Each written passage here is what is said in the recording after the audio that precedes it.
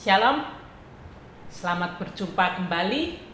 Kita hari ini dapat meneruskan pembahasan Amsal pasal 25 mulai ayat 7c sampai dengan ayat yang ke-18. Minggu yang lalu kita sudah bahas pasal 25 ayat 1 sampai dengan 7b. Dan saya minta Bapak Ibu sekalian untuk mengambil Alkitab masing-masing, baik secara digital atau cetakan, supaya nanti bisa mengikutinya sewaktu kita membahas. Marilah sekarang minta bimbingan Tuhan untuk menolong kita semua.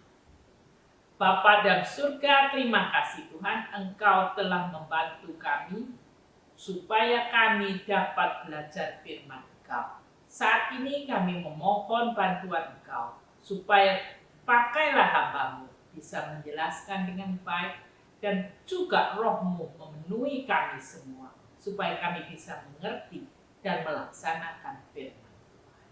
Terima kasih Tuhan, kami saat ini berdoa dan bersyukur atas kemurahan Tuhan. Amin.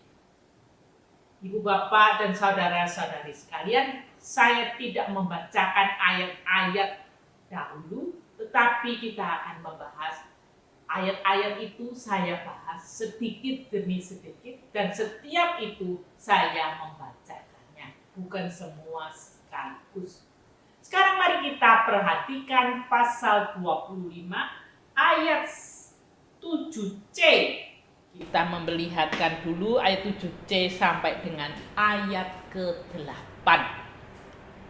Apa matamu lihat, jangan terburu-buru kau buat perkara pengadilan, karena pada akhirnya apa yang engkau dapat lakukan kalau sesamamu telah mempermalukan engkau. Hari ini di Amsal pasal 25 ini kita akan melihat tentang perkataan. Kita melihat di sini ada hal yang dilihat dan didengar dan dibicarakan. Amsal memberi nasihat kepada kita, jangan cepat-cepat berperkara. Melihat sesuatu, jangan cepat-cepat berburu untuk berperkara di pengadilan. Orang zaman dahulu kala di timur dekat kuno sudah belajar kebijaksanaan ini, menghindari ikut campur dalam perkara yang tidak perlu. Yang bukan urusanmu jangan ikut-ikut. Ini menunjukkan kita ini hidup harus ada batasan yang sehat, tidak masuk dalam sebagai benang kusutnya kehidupan orang.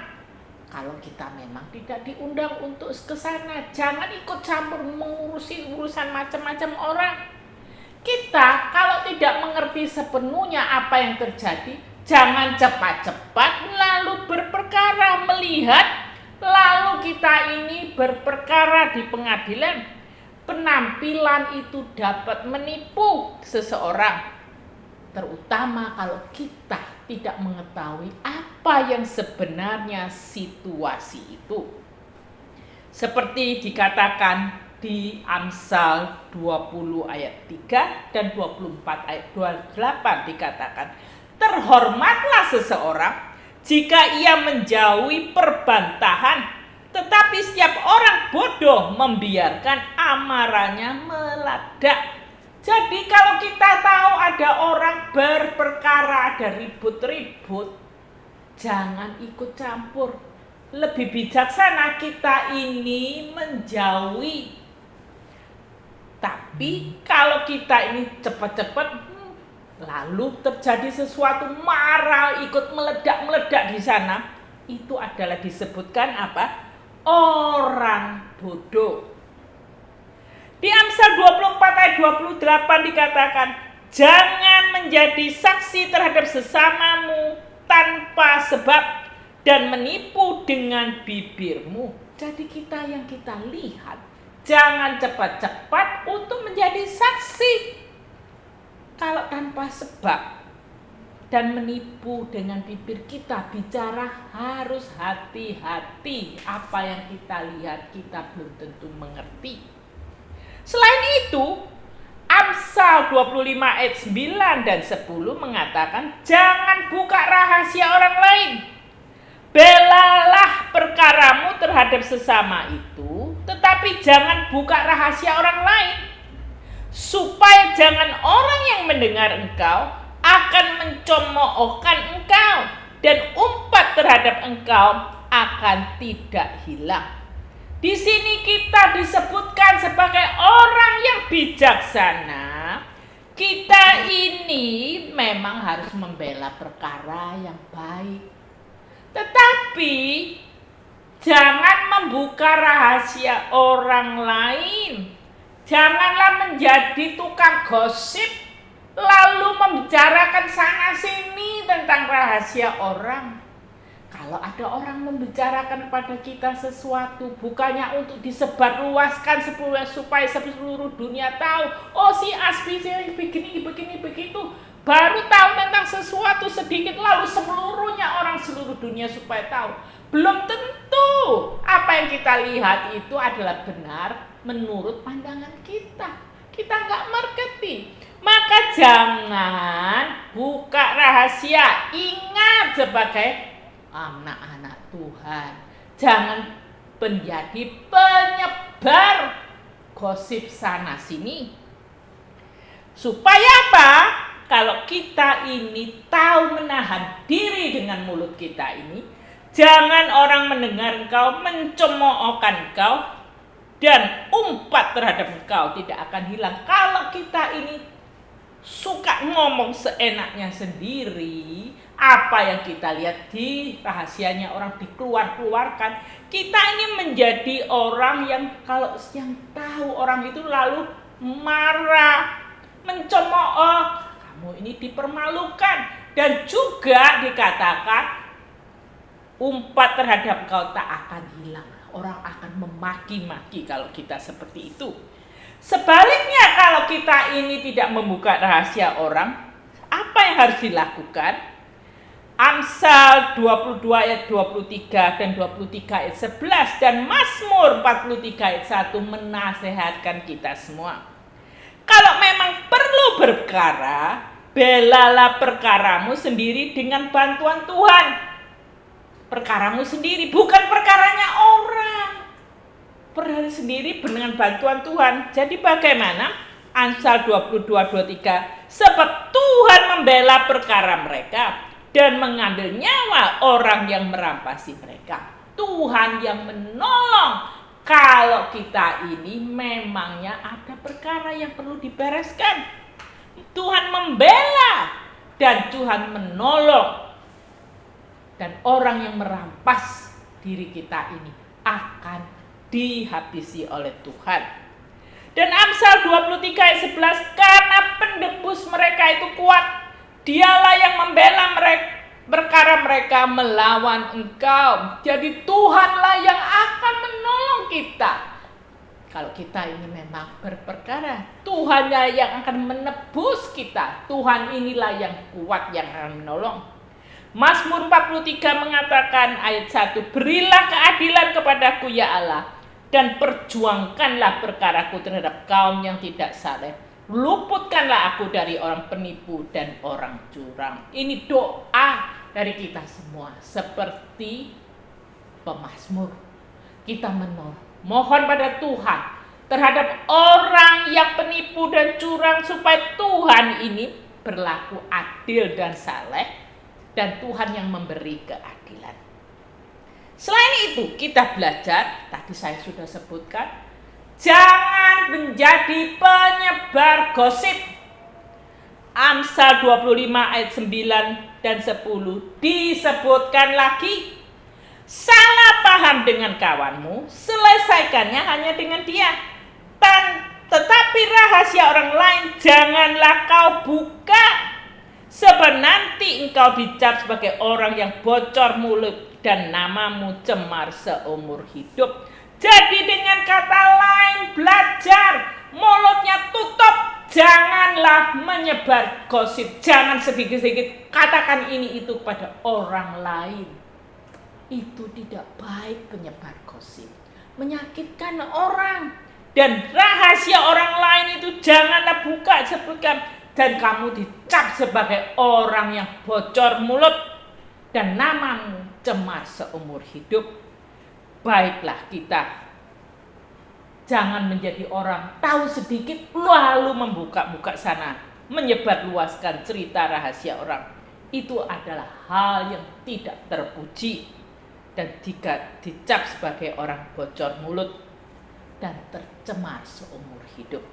Sekarang kita, kalau tadi yang pertama bagaimana hal yang kita lihat, dengar dan bagaimana kita harus bicara. Sekarang kita harus belajar tentang bagaimana bicara yang tepat. Amsal 25 ayat 11 dan 12 mengatakan, perkataan yang diucapkan tepat pada waktunya adalah seperti buah apel di pinggan perak. Teguran orang yang bijak adalah seperti cincin emas dan hiasan kencana untuk telinga yang mendengar. Di sini memberitahukan pada kita bagaimana menggunakan perkataan. Tadi disebutkan yang kita harus belajar, apa itu kita sudah lihat. Sekarang tadi ada hal-hal yang jangan terlalu disebarluaskan pada orang-orang terlalu tergesa-gesa berperkara.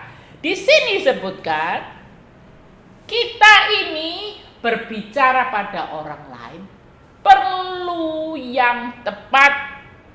Membicarakan menjadi orang yang bijaksana haruslah berbicara dengan tepat. Di sini ini susunannya aslinya dalam bahasa Ibrani itu gambarannya dulu baru ucapannya. Tetapi dalam terjemahannya susunannya dibalik. Ucapannya dahulu baru gambarannya.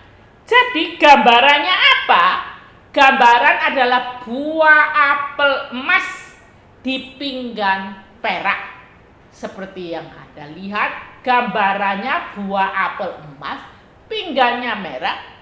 Ini adalah kalau orang mengucapkan perkataan tepat waktu. Tepat juga di sini adalah seperti itu. Sangat indah dan juga kita ini melihat sangat indah, sangat berharga.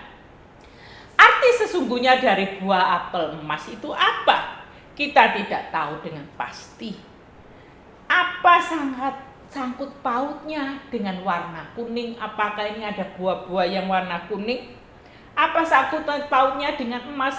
Dengan kata lain, sesuatu yang sangat berharga. Yang jelas buah apel emas itu adalah sangat berharga, ditaruh di tempat yang sangat berharga juga, yang bagus juga.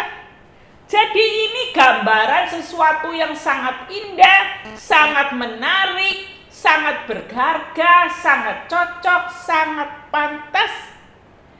Kecocokan dan keindahannya ini digambarkan sedemikian rupa sehingga kelihatannya kalau kita tahu ada orang punya emas murni berbentuk seperti buah apel emas, tentunya nggak akan ditaruh di tempat bongkoan kayu yang sudah rapuh. Tentunya itu tidak cocok, bukan? Maka ditempatkan di tempat yang cocok, yaitu pinggan perak yang indah. Juga pinggan perak yang bagus, yang mahal itu tidak cocok kalau ditumpukkan di tempat yang barang-barang di gudang barang rongsokan di situ. Itu juga tidak cocok. Jadi gambaran buah apel emas dalam pinggan emas menunjukkan pada suatu gambaran yang cocok, yang pantas, yang sangat indah, berharga. Amsal pasal 25 ayat 11a dikatakan, ucapan atau pendapat yang diucapkan tepat waktu, itulah gambarannya seperti buah apel emas di pinggan perak. apakah artinya ucapan atau pendapatan yang diucapkan tepat waktu. Dalam bahasa terjemahan bahasa Inggris di NIV dikatakan like apples of gold in settings of silver is a ruling right given. Jadi keputusan yang diberikan dengan benar itu gambarannya seperti apel emas dalam pinggan perak. Jadi di sini a ruling right itu berarti ini ada hubungannya dengan keputusan. Biasanya dihubungkan dengan semacam keputusan resmi yang mungkin diambil dari pengadilan. Kalau keputusan pengadilan itu tidak adil, bahkan dipengaruhi oleh korupsi sana-sini, tentu saja gambarannya tidak menarik seperti itu. Sebaliknya, kalau hakim memutuskan sesuatu keputusan yang benar dan adil, gambarannya itu indah dan baik seperti apel emas dalam pinggan perak. Terjemahan lainnya di English Standard Version menggunakan a word fitly spoken, yaitu ucapan yang diucapkan cocok dan pantas. Ini konteksnya bukan hanya berhubungan dengan pengadilan, tetapi ucapan dalam konteks apa saja diucapkan secara pantas atau tidak pantas, adil atau tidak adil. Kalau tidak pantas, tidak adil, akan merusak keadaan, bahkan dirinya sendiri. Yakobus pasal 3 ayat 6 mengatakan, lidah sama dengan api. Di tubuh kita ia merupakan sumber kejahatan yang menyebarkan kejahatan ke seluruh diri kita. Dengan api yang berasal dari neraka, ia menghanguskan seluruh hidup kita. Jadi, lidah kita ini seperti api, harus hati-hati cara kita menggunakannya. Janganlah dengan api ini menyebarkan kejahatan ke seluruh tubuh kita sendiri. Dan api itu dari neraka yang mematikan. Jadi kita belajar kata yang tepat, yang diucapkan pada waktu yang tepat, konteks yang tepat, merupakan hal yang sangat indah dan sangat berharga. Tadi disebutkan perkataan yang tepat waktu. Maksudnya tepat waktu itu cocok, pas waktunya, termasuk situasinya tepat. Amsal 15:23 mengatakan seseorang bersuka cita karena jawaban yang diberikannya, dan alangkah baiknya perkataan yang tepat pada waktunya. Jadi baik sekali kalau tepat waktu. Dengan kata lain, kita ini kalau mau bicara dipikir dulu, bukan melihat sesuatu lalu langsung ceplos-ceplos keluar semua tanpa dipikir, langsung keluar semua apa adanya. Bicara apa saja tentang topik ada langsung menyakitkan orang kadang-kadang. Demikian juga jangan kalau ada orang salah langsung di hadapan semua orang yang masih banyak di situ langsung memarahi, menghakimi seseorang. Itu bisa menyakitkan. Kalau kita perlu mengatakan sesuatu, dipanggil orangnya, bicara baik-baik. Kita harus tepat waktu. Selain itu, kalau orang lagi asik, lagi sibuk mengerjakan sesuatu, lagi kerja sibuk sesuatu, jangan diajak bicara hal-hal yang penting. Orang kalau enggak, lagi asik bermain, sekarang orang banyak dengan sosial media, lagi asik-asiknya permainan dengan sosial media dan lain sebagainya, diajak bicara hal-hal yang penting, juga orangnya enggak mau mendengarkan. Tepat waktu mencari. Jadi kita ini harus belajar. Demikian juga orang yang dalam keadaan yang mengantuk mau tidur, diajak bicara hal-hal yang sangat penting. Ya dia tinggal tidur, jadi nggak tepat waktu. Orang yang kelaparan diajak bicara hal-hal, diskusi hal-hal yang berat-berat, ya nggak bisa karena perlu makan dulu. Nah, dengan demikian juga orang yang tergesa-gesa mau pergi, loh diajak bicara rundingan, itu nggak tepat waktu. Orang yang keadaannya lagi marah-marah, emosinya tinggi, diajak diskusi, ya nggak masuk akal karena pikirannya hanya sudah tentang marah-marah. Jadi nggak tepat waktu untuk membicarakan. Kamu harus gini. Orangnya nggak bisa dengar karena emosinya terlalu tinggi. Jadi kita ini harus bijaksana. Tepat waktu kapan bicara. Kalau nggak didengarkan, loh, coba dipeliharakan dulu. Loh, tadi ini saya ini ngomongnya kapan ya? Loh, kita coba pelihara diri kita sendiri. Perhatikan sendiri tepat waktu atau tidak. Bapak Ibu sekalian, kita tahu orang tua tertentu bisa memberikan berbagai warisan, baik aset, bisa memberikan rumah, gedung, dan lain sebagainya kepada keturunannya. Tidak semua orang tua bisa memberikan itu. Tetapi semua orang bisa memberikan hikmat kepada anak-anaknya. Yaitu apa? Ucapan yang cocok kepada putra-putrinya. Termasuk kata-kata yang semangat, kata-kata yang benar pada waktu yang tepat, termasuk nasihat yang baik kepada anak-anaknya. Demikian juga para guru-guru bisa memberikan ucapan yang tepat kepada murid-muridnya, teman-teman kepada sesamanya, orang yang melayani Tuhan kepada orang yang melayani. Ini kalau tepat adalah seperti apa? Buah apel emas dalam pinggan perak. Sekarang kita melihat hal yang ketiga. Menerima teguran orang arif. Di ayat 12, teguran orang yang bijak adalah seperti cincin emas dan hiasan kencana untuk telinga yang mendengar. Kalau kita melihat yang disebutkan itu adalah hiasan kencana. Artinya kadar emasnya sangat tinggi.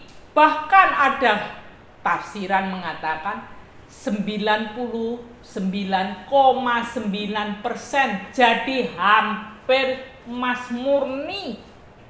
Jadi sesuatu yang sangat berharga.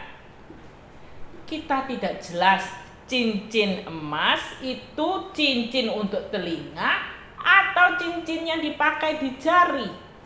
Kalau kita melihat di terjemahan King James Version, an earring of gold itu adalah jadi tentang untuk telinga, bukan cincin untuk jari. Tetapi English Standard Version mengatakan like a gold ring, cincin, or an ornament of gold. Jadi ini hiasan emas dan cincin emas. Kita tidak tahu. Yang penting adalah cincin emas ini berharga, dipasang di tempat yang benar, baik itu di telinga atau di mana kelihatannya sangat cocok, indah, dan penggunanya terlihat baik juga. Dan di sini kalau kita melihat ada cincin yang sama, kalau digunakan di tempat yang lain yang nggak cocok, itu nggak pantas. Seperti disebutkan di Amsal 11:22, seperti anting-anting emas dijungur babi, demikianlah perempuan cantik yang tidak susila. Atau terjemahan Bimka, kecantikan wanita yang tak berbudi serupa cincin emas di hidung babi. Jadi cincin yang sangat berharga pun kalau diletakkan di jungur babi ya tentunya nggak cocok. Itu keadaannya seperti wanita yang sangat cantik tapi tetapi kelakuannya itu adalah tidak susila dan kelakuannya tidak berbudi. Gambaran itu menekankan apa? Kita sebagai umat Tuhan perlu mau belajar merendahkan diri, mendengarkan teguran. Orang duniawi gak ada yang senang mendengarkan teguran. Teguran disamakan sebagai ejekan, penghinaan. Orang kok diolok-olok. Orang ini berbagai hal yang negatif. Padahal maksudnya untuk membantu orang itu. Tidak jarang orang yang menegur atau berbuat baik, memberitahukan sesuatu dengan baik-baik, malah dimarahi, dijadikan musuh. Alkitab mengajarkan pada kita belajarlah mendengar teguran dari orang bijak. Ada yang tak mau mendengarkan teguran karena menganggap dirinya sudah benar. Orang yang semacam itu disebut orang bodoh. Amsal 12:15 mengatakan, jalan orang bodoh lurus dalam anggapannya sendiri, tetapi siapa mendengarkan nasihat, ia bijak. Kalau kita selalu membenarkan diri kita sendiri, itu disebut oleh Alkitab adalah orang bodoh. Kalau kita mau dengan teguran itu sebut orang bijak. Orang yang mau mendengarkan teguran itu malah disebut bijak atau berakal budi. Karena dia ini mau mendengarkan hal-hal yang benar, yang baik. Sebaiknya orang yang tidak mau mendengarkan teguran disebut orang yang mau mengabaikan dirinya sendiri. Seperti Amsal 15:21 dan Amsal 15:31 maksud saya dan 32. Orang yang mengarahkan telinga pada teguran yang membawa kepada kehidupan akan tinggal di tengah-tengah orang bijak. Siapa yang mengabaikan didikan membuang dirinya sendiri, tetapi siapa yang mendengarkan teguran memperoleh akal budi. Jadi kalau kita mau mendengar teguran, kita dikumpulkan dengan orang bijak. Kita ini, tapi yang mau mengabaikan, tidak mau malah marah dengan teguran, ini adalah orang yang tidak berakal budi. Sebagai anak-anak Tuhan, marilah kita belajar mau merendahkan diri, mau mendengarkan teguran. Teguran itu sangat berharga sekali, nilainya sangat tinggi. Meskipun waktu ditegur itu hati kita bisa sakit, tetapi untuk kebaikan kita bisa menjadi orang yang lebih bijaksana dan lebih baik.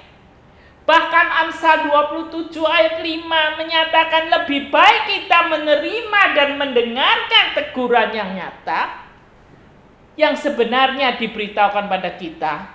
Itulah yang kasih sebenarnya. Kita ditegur orang itu karena orangnya mengasihi kita. Dikatakan lebih baik teguran yang nyata-nyata daripada kasih yang tersembunyi. Sekarang kita melihat di Amsal 25 ayat 13. Kita melihat ayat 13-14 menggunakan gambaran cuaca. Yang di sini ayat 13 gambaran cuaca ini dihubungkan dengan pesuruh yang setia yang mendapatkan kemurahan hati dari atasannya. Nah, ini orang yang panen, ya biasanya kalau panen ini capek sekali, banyak pekerjaannya. Mereka ini, orang ini adalah orang sudah capek, lalu diambilkan air yang sejuk. Zaman dahulu tidak ada lemari es. Ini mungkin ada tafsiran mengatakan orang ini, pesuruh ini mengambil air yang dingin dari tempat pegunungan yang tinggi, cepat-cepat dibawa kembali, diberikan minum. Itu orang-orang yang pergi bekerja. Nah, ini dia kerja panen, diberi minuman sejuknya. Nah, ini setia, disuruh mengambil, dia pergi.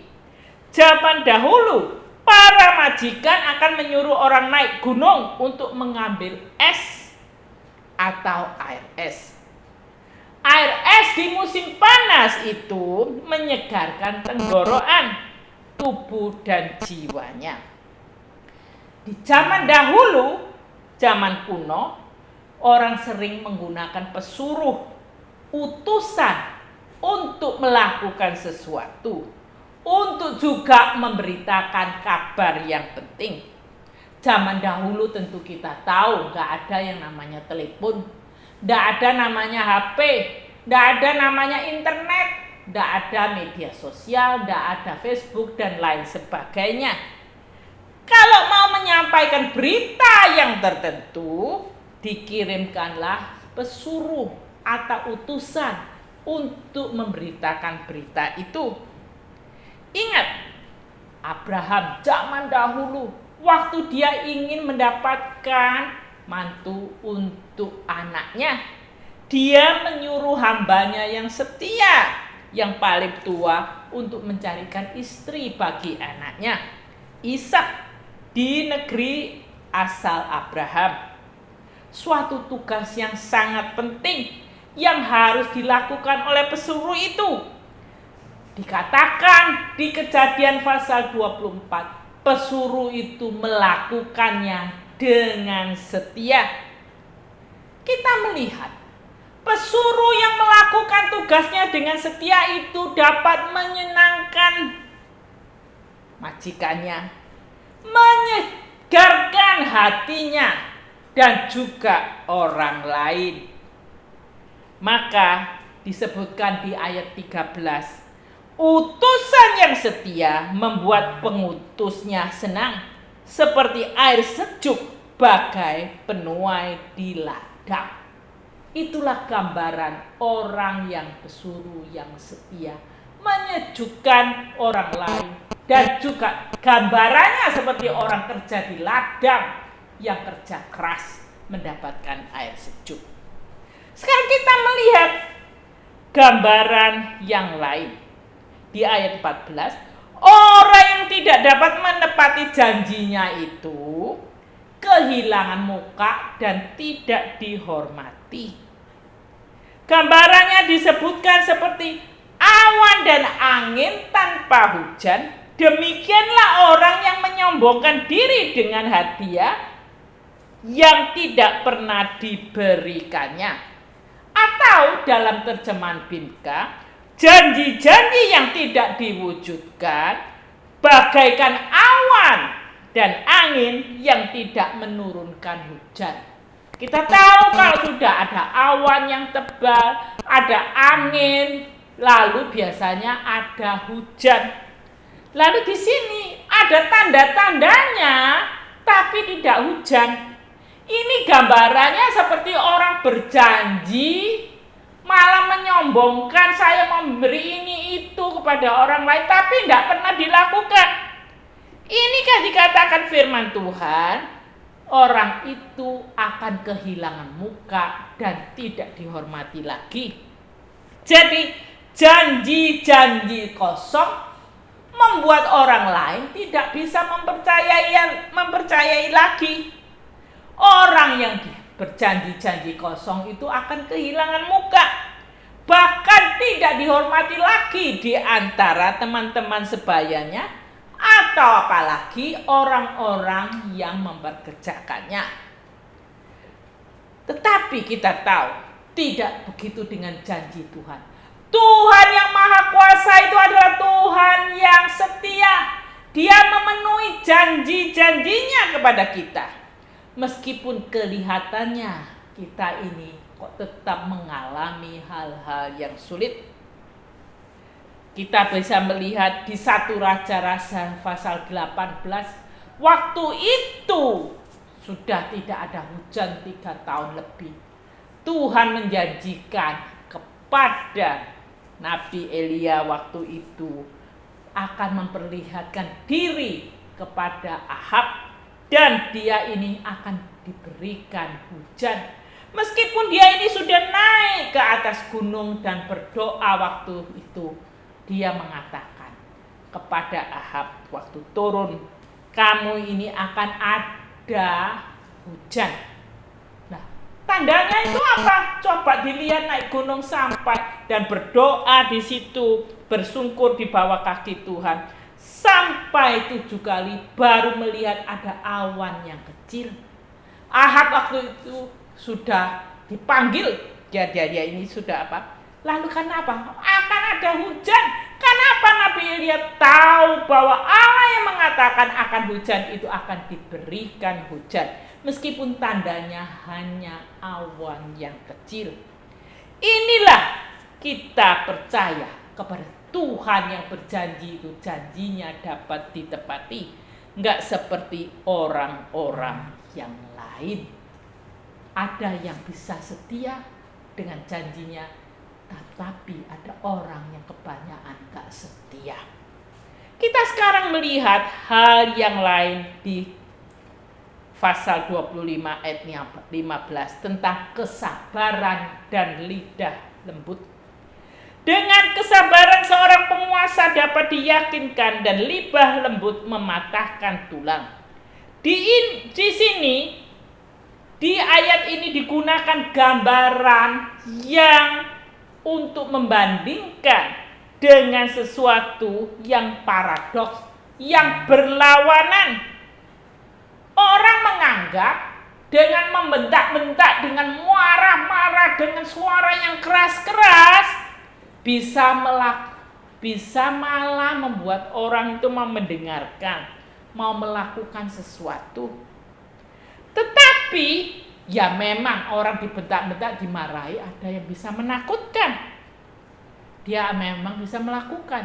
Tetapi firman Tuhan mengatakan, justru dengan lidah yang lembut, itulah yang dapat mematahkan tulang, bahkan membuat raja yakin.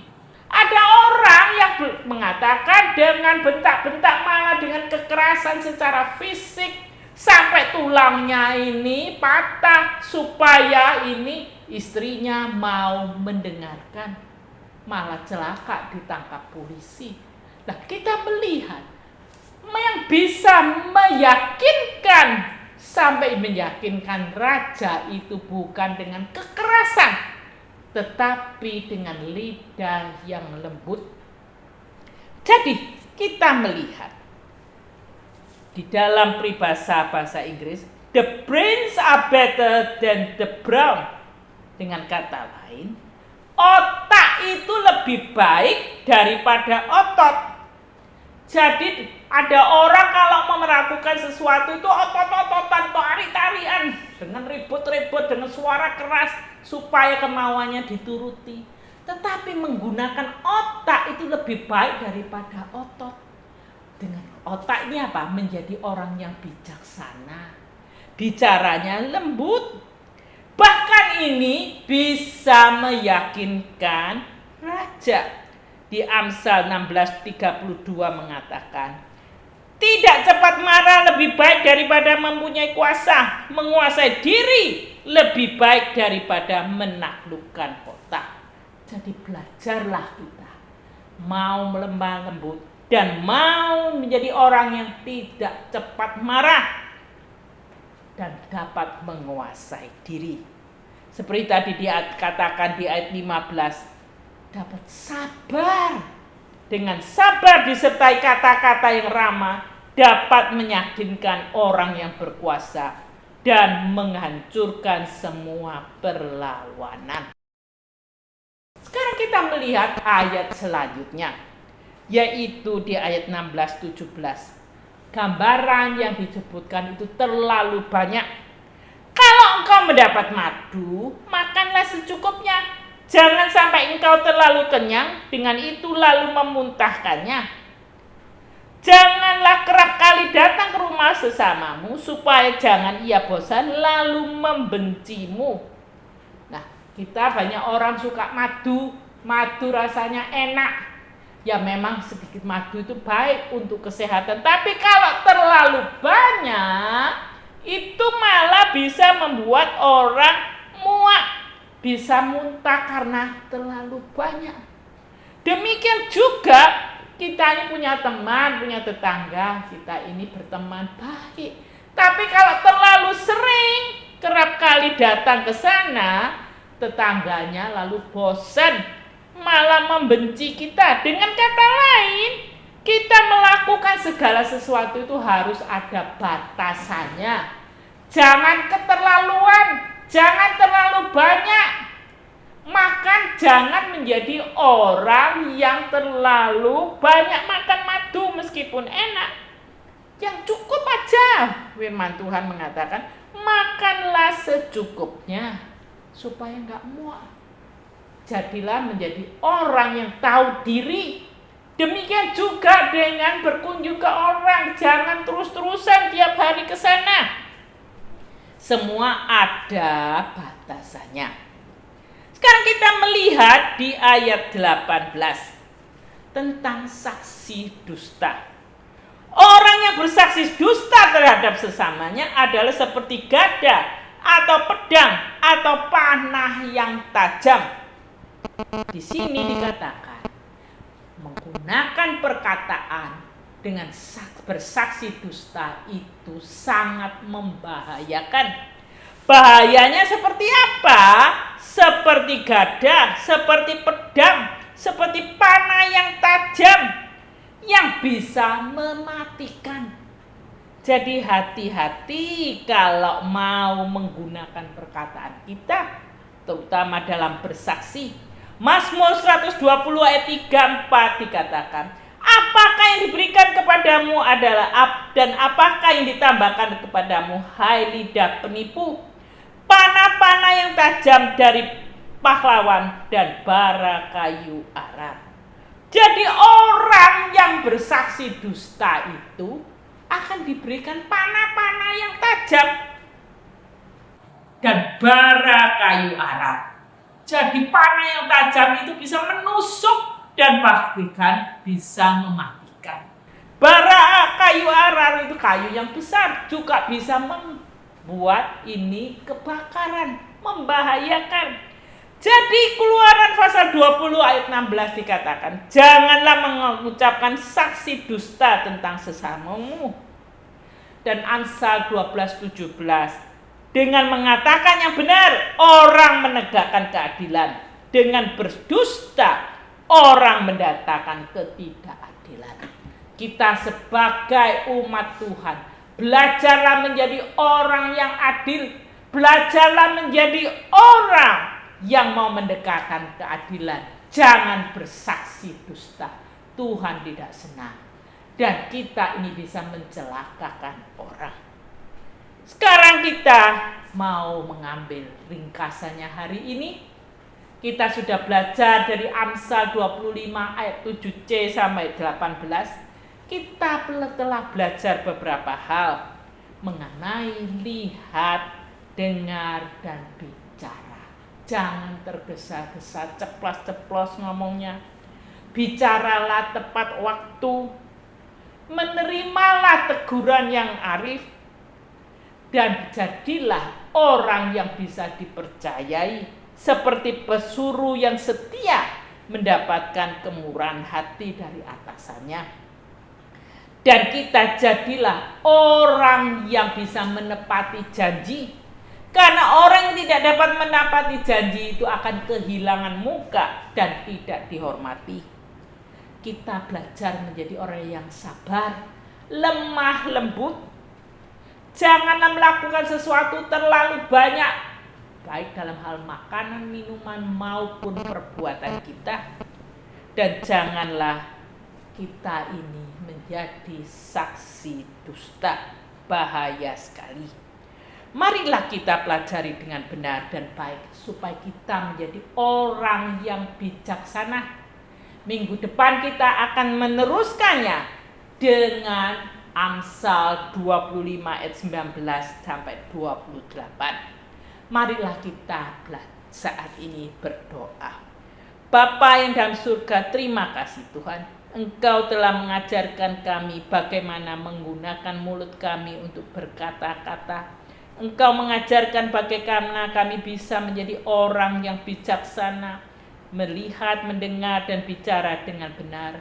bicara dengan tepat waktu. Kami mau menjadi orang yang mau merendahkan diri, menerima teguran orang arif.